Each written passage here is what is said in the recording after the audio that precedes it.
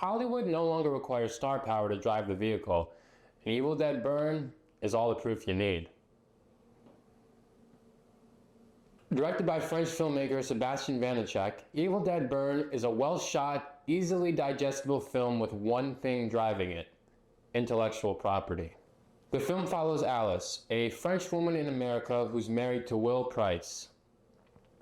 Will dies, which by the way is not a spoiler, and Alice, having no other connections in America, which we must assume as no other connections are shown aside from her in-laws and Will's brother's girlfriend, stays with them in their secluded family mansion in the woods, which acts as the 6th installment to the franchise's classic cabin. While there, the 3 magic words from the Book of the Dead are read, triggering a visually pleasing and suspensefully entertaining game of cat and mouse throughout the house, which however very quickly diverges into a game of cats and mouse as the Price family is forced to pay off a generational Deadite debt curse brought about by their grandfather Benjamin Price, which has a domino effect on the family, turning them all into Deadites. And by the way, that is not a spoiler, it's straight from the synopsis. If you read that before going into the film, you knew exactly what to expect and kind of spoiled it for yourself.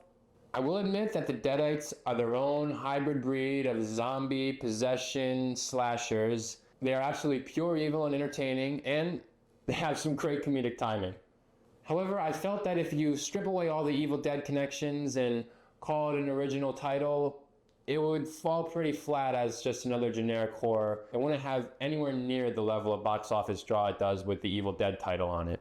I didn't recognize any of the leads, and it was only after I did some research that I found the brightest star power came from Hunter Doohan as Joseph, who's most known for playing Tyler Gaplin on Netflix's Wednesday, which I have not and will not be watching.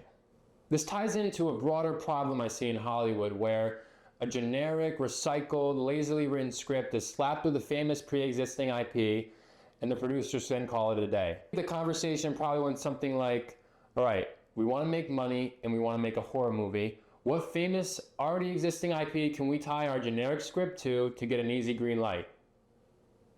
Evil Dead. Necronomicon exposition? Check. Kandarian Dagger MacGuffin? Check. 3 Wise Men overarching lore? Check. Now our generic, tropey, recycled script is an Evil Dead film.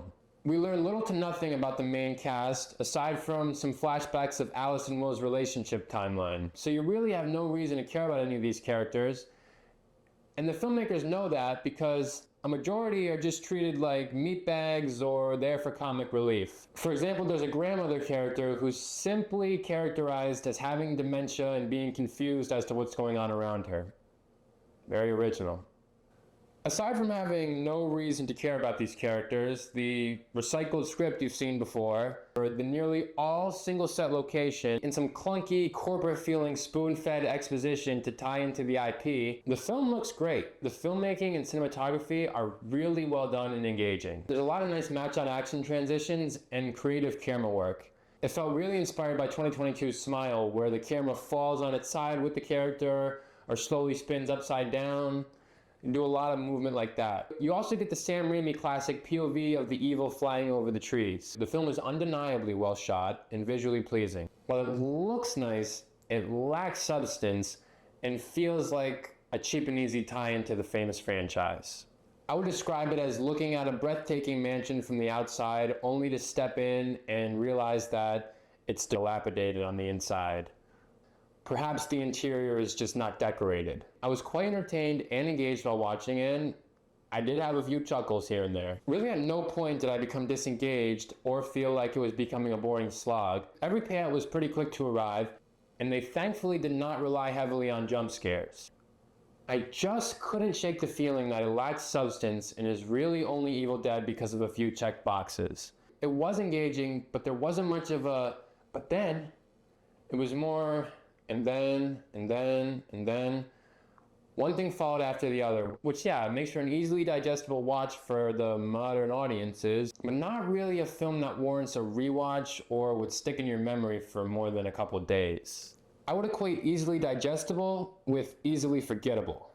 But the super gory, no mercy, pure evil Deadite kills were great. and had my theater gasping and squirming in their seats. In fact, so much practical blood and gore was used that I counted at least 3 times where blood spatter hit the lens. One kill in particular had me thinking like, oh my god, bro, it's dead.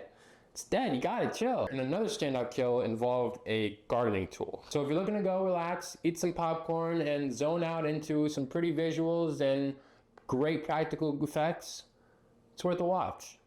Though if you're looking for a film with actual soul, characters to care about, and a twisty, turny, surprising narrative, you're not gonna find it by peeling back this Evil Dead wallpaper. I'd give it a 3 out of 5. It's like a shiny new bandage on an old wound. Looks nice, but you know what's under there. So what do you think? Are you tired of the Hollywood machine pumping out generic scripts and slapping them with already existing famous IPs? Or does it not really matter to you as long as the pacing's good and the kills are practical? Let's debate it in the comments. And if you liked or disliked what I had to say, click some of the buttons while you're down there too. Nice seeing you. Hollywood no longer requires, oh my god.